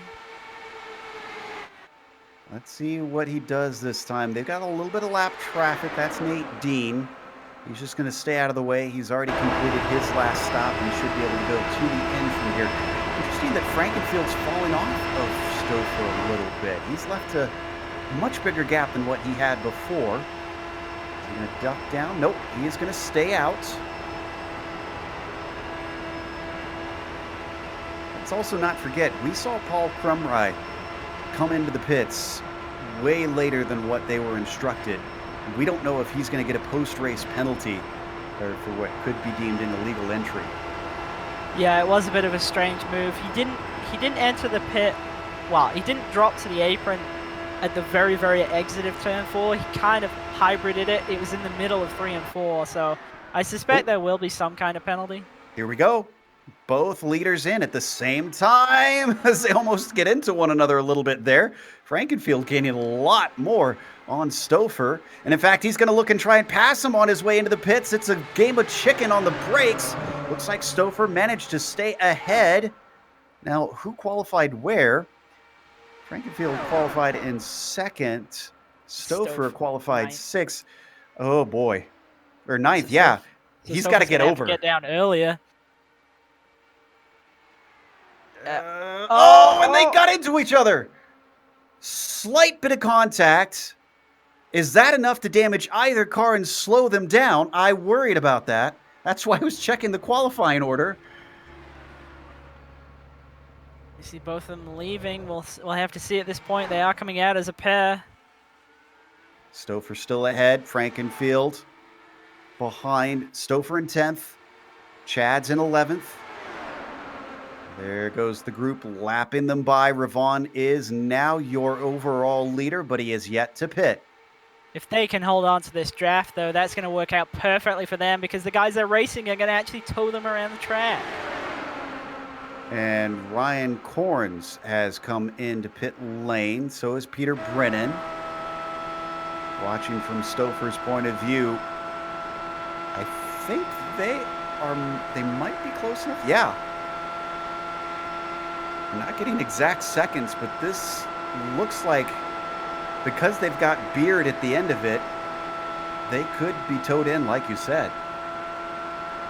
I think they're a little bit out of this, but the pair of them together will be able to work together. And I'm surprised that neither car has damage, but I'm not surprised at all that they pitted at the same time. I really would have been surprised if they didn't. I think they managed to touch wheel to wheel instead of hitting wings. And, well, thankfully we don't have tires getting cut down by wings. Lord help us when that does happen on iRacing. So they seem to have gotten away with it with what was just a light bit of contact.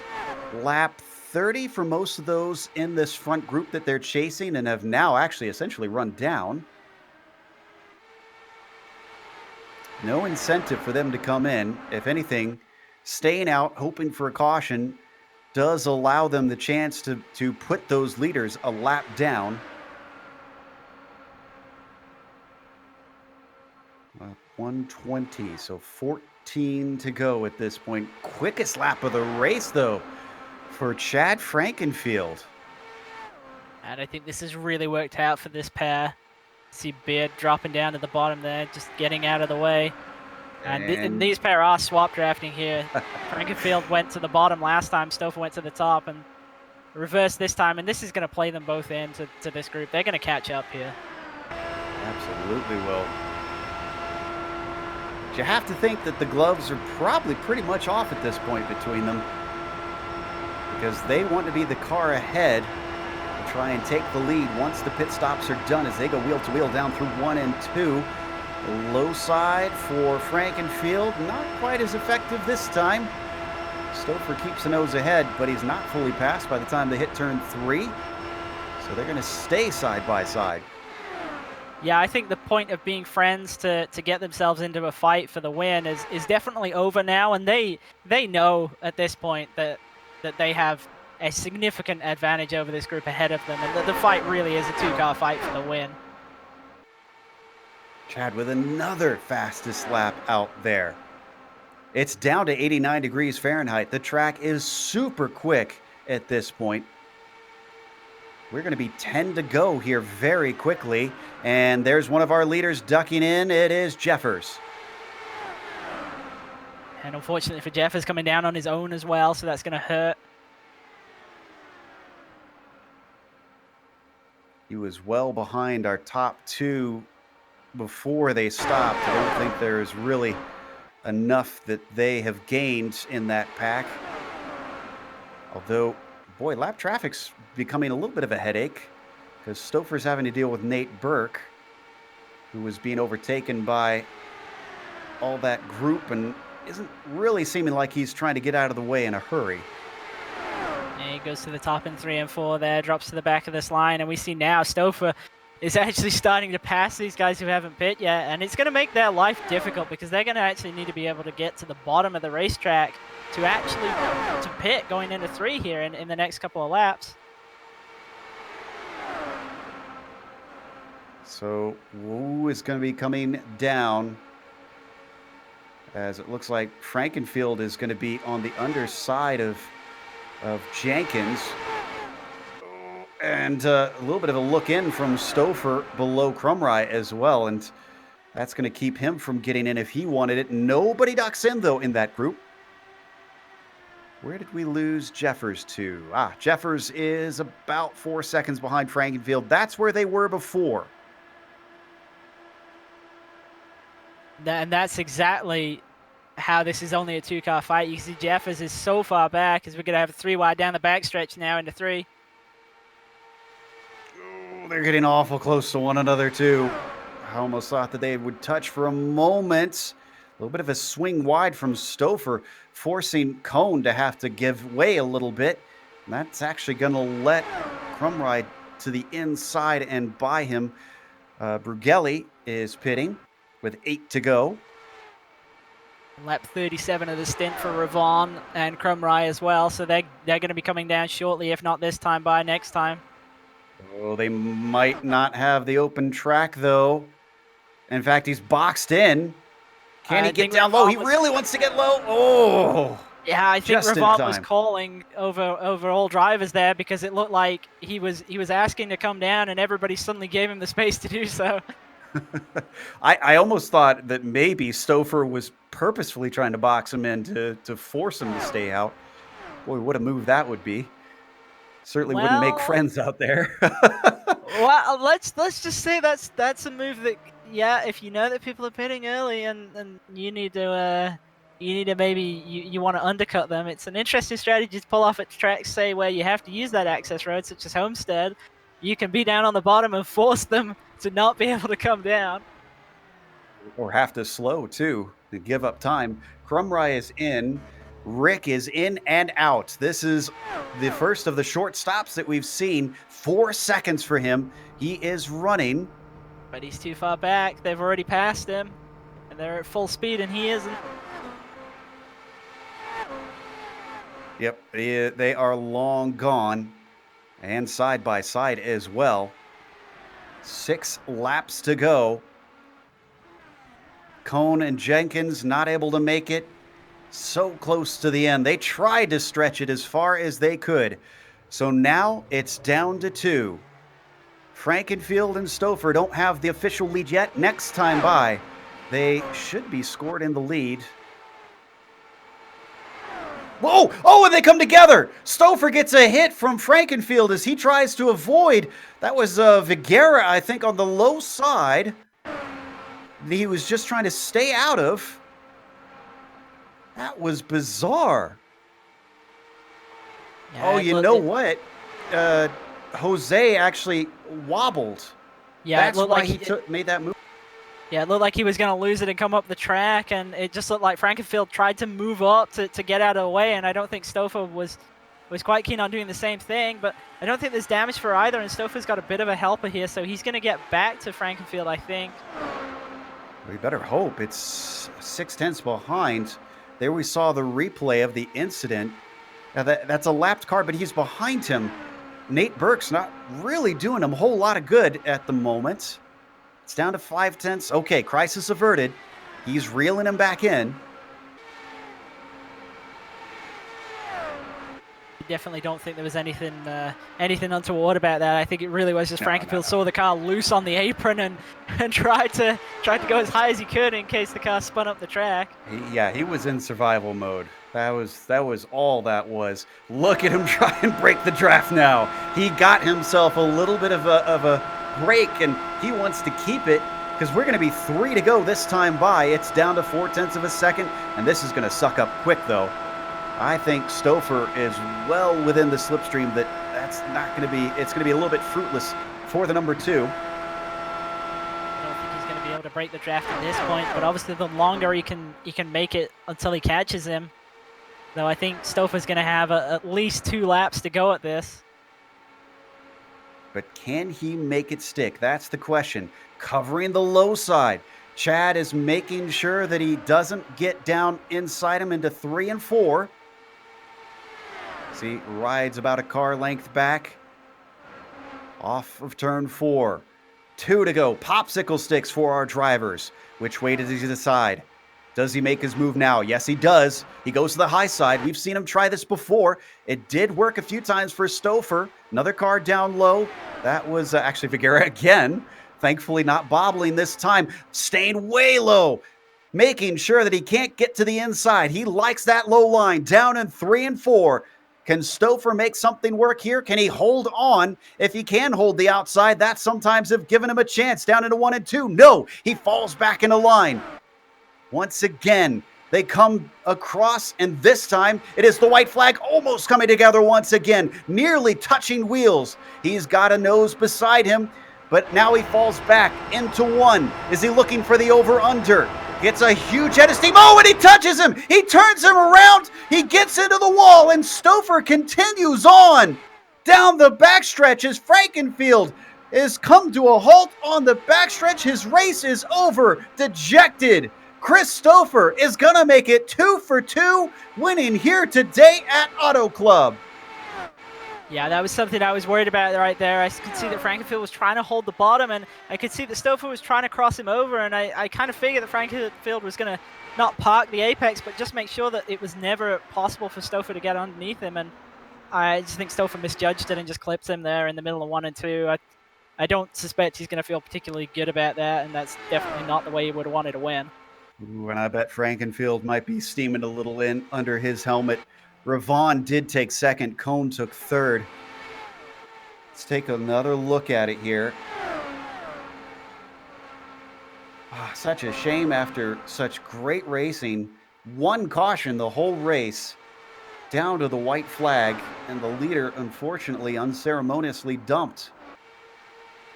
Yeah, you see they just cross over. You see Stouffer looks like he's building a really big run, and I think he just got to the wing a little earlier than he was expecting, honestly, and that just caught him out right when he sweeps across. Yeah, he just clips him. Tries to come up to the high side. Nobody else hit him. You can see, whoa, whoever that was, lapped car. That was awful close. Ravon snuck through as well. So let's take a quick break while we have a chance to dissect this. Well, I guess we're watching this one more time first. You can see it quite clearly from the overhead. Yeah. Just at the exit, right as he tries to build that big run down the backstretch. Now we're going to head to break as we are going to try and see what we can make of this. Stouffer coming to a halt, or not Stouffer, but Frankenfield coming to a halt on the front stretch. Stick around for the post-race interviews as well as the unofficial results.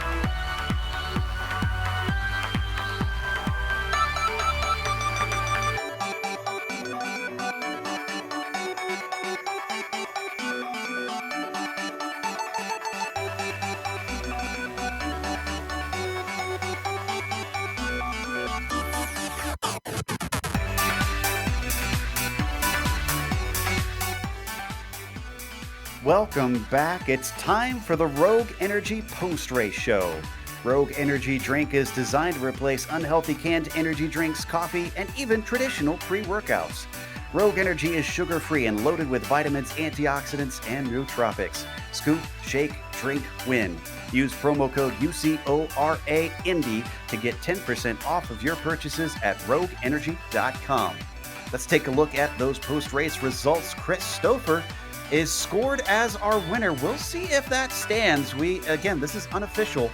Rick Ravon is in second, with Mark Cohn being scored in third. Then in fourth, you've got Paul Jenkins ahead of Paul Crumry, followed by Eric Jeffers in the sixth position from third on the grid. Travis Bennett managed to finish in seventh, Tyler Graff in the eighth spot, and Brian Greenlee, how about this, from 17th on the grid to ninth at the end. Not bad. With Ryan Corns, of course, rounding out the top 10. And just outside the top 10, we had Robert Blumen and John Garrett in 11th and 12th. Didn't really talk about them much this race. And then we had Kieran Brugeli, fell from 7th to 13th there, with Nate Dean alongside him in 14th, the last car on the lead lap. Then, unfortunately, we had Chad Frankenfield, who was our leader all the way up to the white flag there. Had that little bit of contact on that last lap. Sure, he's not pretty happy about how that ended. Unfortunately, he came home in 15th alongside Gaston Arellano in 16th. And we had Peter Brennan and Nate Burke in 17th and 18th. Brian Beard, our pole sitter, unfortunately taken out in a wreck early on and comes home in 19th alongside Jose Miguel Phillips in 20th. Then we had Andy Yerk, Timothy Bates, and Richard Swavely bringing up 21 through 23. Looks like we have our winner ready to talk to us. Chris Stouffer, of course, joins us in the booth. And Chris, I guess we might as well talk about the elephant in the room. We have our guesses as to what happened at the end, but why don't you tell us from your perspective what happened on the last lap? Well, we went down in that corner there, and I just followed him down. I didn't think I was going to be able to get around him, but I was going to try on the outside. And I mean, to me, it just felt like he checked up, and I don't know why. I mean, he was running that low line, holding the bottom, coming off two for the last few laps there before that. So I wasn't expecting that checkup. I don't know if he got the apron or what happened. I watched the replay several times, and I got to say that's what it looked like from my perspective.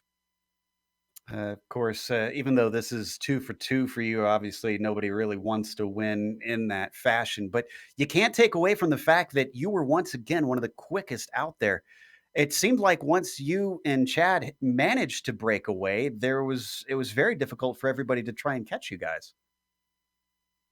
Yeah, I think we finally worked together there on that last fuel run. I short filled, knowing we're all going to have to take a little bit of fuel so I could have the freshest tires. And I think his strategy was about however it worked out. We came out at the same time. We had a great race. I definitely didn't want to finish it like that. Um, I was sitting there expecting to take second. So, um, yeah, it's a terrible way to end it, but at the same time, I mean, it's racing, and I guess stuff happens. I know a couple laps before that, he came up, got into me because the car got all squirrely coming off the pit. So I mean, again, I let that go. Hopefully, we can move on from this. Hopefully, well, and speaking moving on, we've had two ovals to start with, and now we're going to Coda. How are you on the roadside? Me and Coda don't get along, so this might be interesting. I hate to say it. You know, any other road course, I'd probably be all right. But yeah, I struggle to get around Coda, so it'll be interesting to see what happens. You're not alone, I think, in that sentiment. Well, again, congratulations on the victory. Anybody you'd like to thank before you go? Well, again, I think Scott for putting on the league, and definitely apologize to Chad if he watches this or hears it. It's not how I wanted to finish. It was Chris Stouffer, our winner. And then Christian, I believe, has who do we have up next here? So we're trying to sort out our next interviewee. I believe we're going to be talking to third place finisher Mark Cohn. Mark, pretty sure that's not how you would have expected to pick up that third place there, but still looked like it was a pretty tough race all race long. Everybody with the strategy there. Obviously, Stouffer and Frankenfield were able to break away a little bit in that pack, and we saw everybody behind was kind of grouped up. And can you talk us through a little bit the race and how you guys came to the strategy decisions that you did? Yeah, so gosh, I just had the idea that maybe, just maybe, if you stayed out as late as possible, didn't take tires, put as little fuel in as possible, that you might just be able to catch up on those like Stouffer and Frankenfeld that were pitting early. Unfortunately, that wasn't the case. However, I do have to give a lot of credit to Paul Jenkins, who stuck with me through that strategy, which I was hoping would work, but unfortunately just wasn't quite there.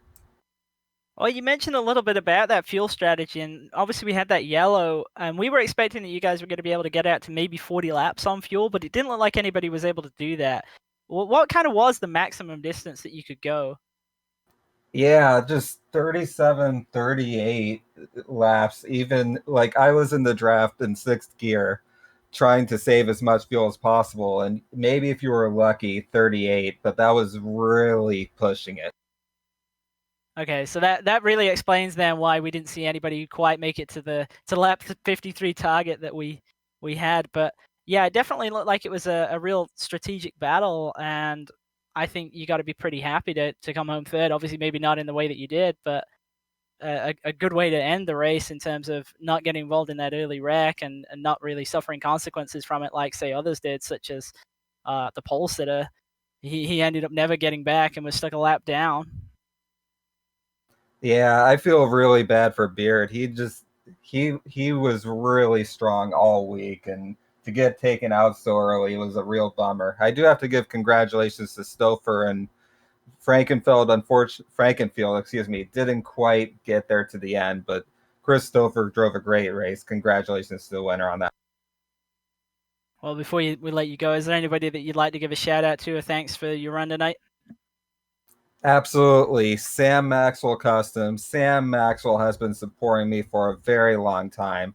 SimLab, D2 Race Designs, my teams Loud Pedal Motorsports and Graphics NLR, Crystal Times, Z1 Dashboard, and of course Scott Bolster at the Throwback Indycar Series for putting this on and giving me the chance to race, and of course everyone at Global Sim Racing Channel. Absolutely love your broadcasts. Really fortunate to be in races that are broadcasted by you guys. Well, thank you for coming and chatting with us, Mark. And once again, congrats on your third place finish and good luck for next race. Thank you. Speaking of Paul Jenkins, we've got the fourth place finisher ready to talk to us. And Paul, let's start early on in the race. It looks like if things were about a foot to the left for you, you might have been in the same position as a lot of drivers there in that first wreck. Yeah, I'm not quite sure what happened there. All I saw was my life flash before my eyes. I'm not exactly sure how I managed to not die there. I had to kind of jink off to the right a little bit, and in the turn, this car does not like that, but I got away with it, and I'm very happy about it. But yeah, a lot of shenanigans kind of at the beginning of the race. 3 wide, 2 rows back, and it got a little sporty there until everyone sorted themselves out. Do you think that first wreck kind of calmed people down? Because we saw you involved in that group being led by Rick that had a beautiful job just running down the leaders. I mean, how much communication was happening back there?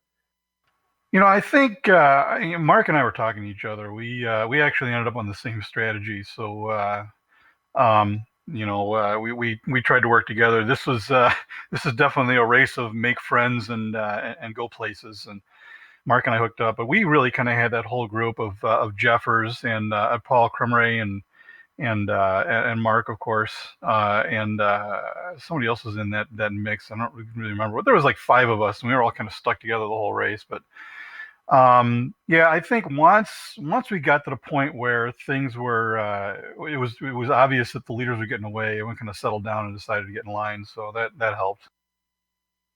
Obviously, this series tries to imitate real IndyCar of the era by going to road courses as well as oval courses. Is that something that you thrive in, that you like the variety, or are you a type of person that leans towards one discipline over the other? Oh no, I absolutely. This is why I'm a huge fan of IndyCar. The multi-discipline, the same chassis does multiple roles, and I have always been a big fan of that. And even though I am not exactly a road course expert, I do enjoy the challenge of trying to improve. And I've learned a lot over the years. But it's clearly I'm a lot better at ovals than I am at road courses. But that's not an excuse. It's just a reason to get better. Great stuff. I love to hear that when drivers are willing to dip their toes into all different types of racing. That was Paul Jenkins, our fourth place finisher. And it sounds like the virtual doctors have let Chad Frankenfield out of the infield care center. So Christian has caught up with him. Chad, obviously not the way that you would have wanted to end that race. And I think that's really the first question that I'm going to ask. And I think that's the one that everybody wants to know the answer to, is to obviously going through one, we heard a little bit from Chris about how he knew that you're going to be holding the bottom. And from my perspective, it just looked like he just clipped your wing as he went to go to the outside, and unfortunately turned you down to the bottom of the track. But how did you kind of see that incident? I take it as I got killed. I blipped the throttle a little bit just to hold the bottom, but like he said, I mean, he knew I was doing it, so I don't know why he would, wouldn't expect me to hold the bottom. I've raced with Chris a little bit. I got nothing against him, but I definitely got killed. It kind of sucks to do that whole race, and then have that happen, and with that kind of a finish. It's just not cool. Yeah, that's just how I feel about it. I feel like I got killed. Well, I mean, for what it's worth, man, it definitely looked like it was a great strategy that you pulled off. It was definitely unique. We didn't see anybody else able to make that work. And can you talk us through that a little bit? Because obviously you were offset about 10 laps, but you were always able to come out actually with Chris and work with him. And you two as a pair were able to really build a gap to everybody behind you. Yeah, we had the incident early in the race. I still don't know what happened. I just know there's a car in the bottom. And I don't know. I just all I heard was too wide car outside, and then there was contact on the inside. So I don't know if somebody made a late move. I don't. I have to look at the replay. But essentially, once I stayed out under the yellow, and the tire wear really wasn't an issue. So it just became a question of just trying to extend the fuel stand as long as possible. And I think it worked out pretty good because the guys that pitted under the yellow didn't gain much of an advantage because they still had to take the same amount of pit stops. I was actually surprised that Chris pitted so early because I feel like he probably could have extended it in short field a little bit. But I was able to make a lot of time up on pit entrance. A lot. I almost actually passed him entering pit road that way.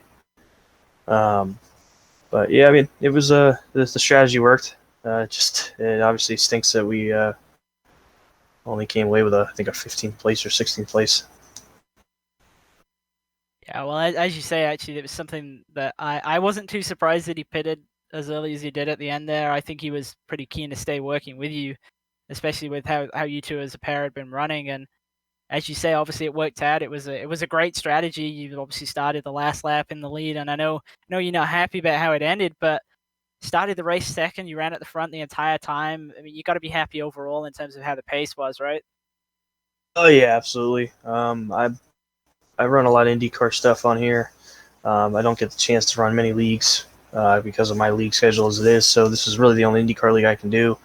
I've only done maybe one or two races in the Dallara, 07 or whatever the chassis is. It's different.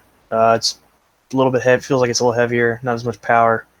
So it's really more about carrying the momentum because you're really not getting a huge tow. So obviously it was good to qualify well and run up front, obviously in a new league. And obviously for the championship, I missed last week. I probably missed a couple more just because of my schedule, but really I'm just trying to maximize the points. Obviously again, it was a good run tonight. Just obviously it's unfortunate I couldn't get the points that I wanted.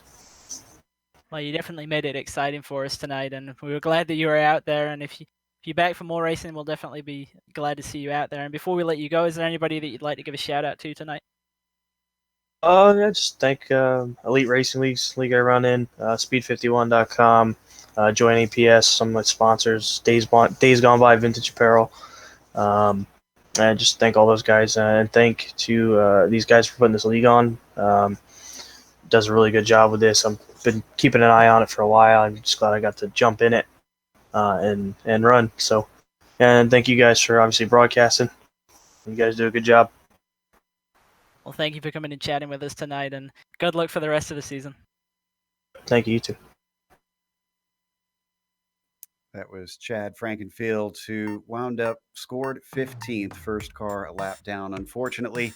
But that's going to close out our interviews. A lot of enlightening stuff in those interviews. That was a good one. We're going to thank a few people before we go, including our sponsors, Midwest Simulations. If you want to check them out, they are at you have a promo code for them, Throwback, if you want to get some of their software. And D2 Race Designs, as well as Rogue Energy, all for sponsoring this series. Thanks to the companies that provide the software and the hardware for our broadcasts as well. You can see them listed here on your screen. And additional thanks go to June Lalonde, who provides our wonderful music. See the screen for how to get hold of more of her great work.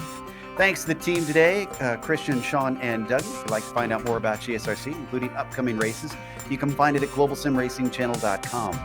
Also, check out our social media. Our Twitter is @GSR Channel, Facebook is Global Sim Racing Channel, and Instagram is GSRC_Gram. If you'd like to support us, check out our merchandise store with a link in the description below. That's gsrc.storenv.com. And make sure and subscribe by clicking the big red button that says subscribe just below this video. The next race, as we mentioned, heading down to Texas. That'll be at Circuit of the Americas, Thursday, March 12th at 10:30 p.m. Eastern. We also have upcoming races for other series listed on the screen, so check those out and mark them down on your calendar. But until next time, race clean, race hard. We'll see you on the track.